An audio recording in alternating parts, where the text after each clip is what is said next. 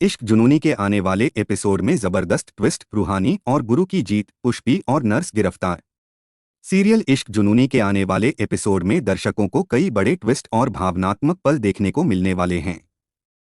कहानी अब ऐसे मोड़ पर पहुंच चुकी है जहां रूहानी की सच्चाई सामने आने लगी है और उसके संघर्ष का फल उसे मिलता हुआ दिखाई देगा।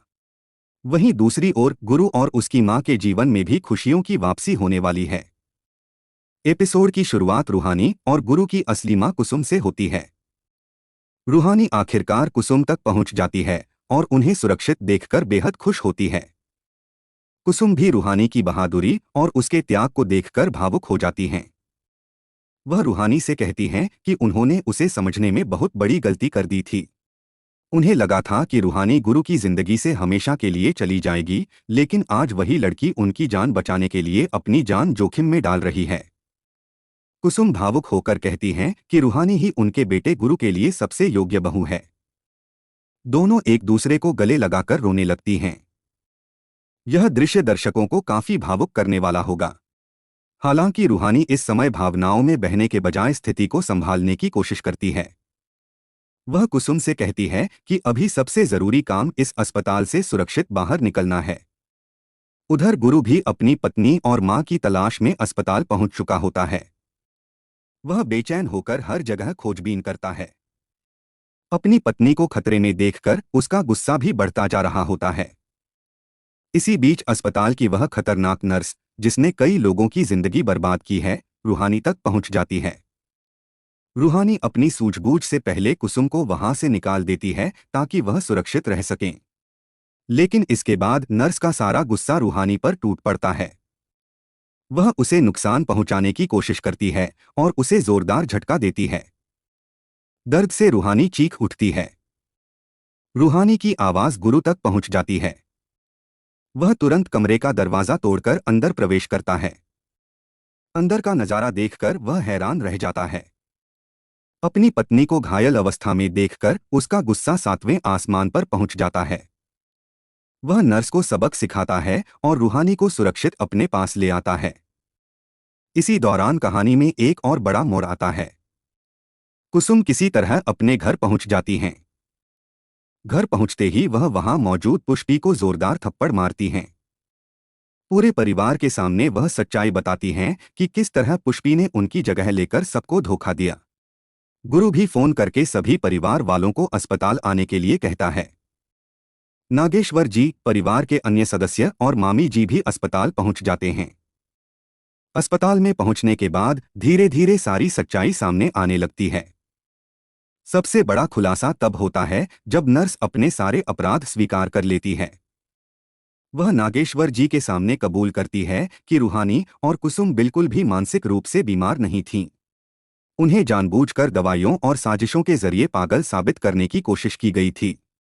नर्स यह भी बताती है कि उसे इस काम के लिए पैसे मिलते थे।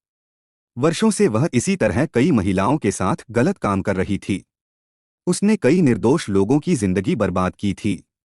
उसकी बातें सुनकर वहां मौजूद सभी लोग स्तब्ध रह जाते हैं।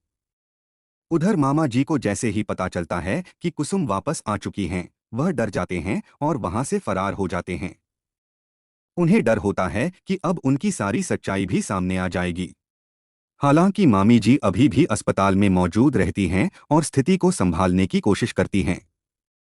सच्चाई सामने आने के बाद गुरु अपनी मां और अपनी पत्नी दोनों को गले लगा लेता है। यह पल पूरे परिवार के लिए बेहद भावुक और खुशी भरा होता है।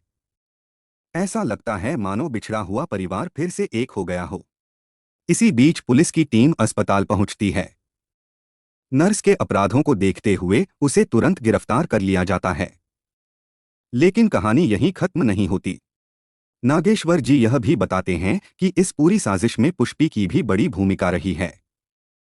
पुष्पी लंबे समय से परिवार को धोखा दे रही थी। वह खुद को कुसुम बताकर घर में रह रही थी और सबको भ्रमित कर रही थी। नागेश्वर जी पुलिस से कहते हैं कि पुष्पी को भी गिरफ्तार किया जाए क्योंकि उसी की वजह से यह सारी घटनाएं हुई हैं। पुलिस पुष्पी को भी गिरफ्तार कर लेती है।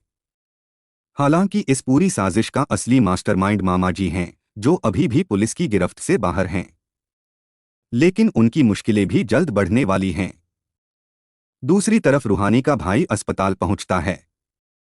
उसे तेजस्विनी ने भड़काया होता है कि गुरु और उसके परिवार वालों ने रूहानी को पागलखाने में डाल दिया है।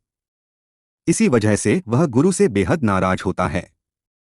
अस्पताल पहुंचकर वह रूहानी को अपने साथ घर चलने के लिए कहता है। वह गुरु को एक खतरनाक इंसान बताता है और अपनी बहन को उससे दूर रहने की सलाह देता है। लेकिन इस बार रूहानी अपने दिल और दिमाग दोनों की सुनती है। वह अपने भाई को पूरी सच्चाई बताती है। वह कहती है कि गुरु ने ही उसकी जान बचाई है और वह कभी भी उसका बुरा नहीं चाहता था। धीरे धीरे जब उसका भाई सारी बातें समझता है तो उसका गुस्सा कम हो जाता है। हालांकि वह पूरी तरह गुरु को माफ नहीं कर पाता, लेकिन वह रूहानी के फैसले का सम्मान करता है और उसे गुरु के साथ रहने देता है। घर लौटने के बाद नागेश्वर जी और परिवार के अन्य सदस्य कुसुम से पूछते हैं कि आखिर इतने दिनों तक उनके साथ क्या हुआ था। कुसुम जितना याद होता है उतना सबको बताती हैं। वह बताती हैं कि वह रूहानी की मां से मिलने जा रही थीं क्योंकि उन्हें विश्वास था कि रूहानी उनके बेटे के लिए सबसे अच्छी जीवनसाथी है। लेकिन रास्ते में उनकी मुलाकात पुष्पी से हुई। कई वर्षों बाद अपनी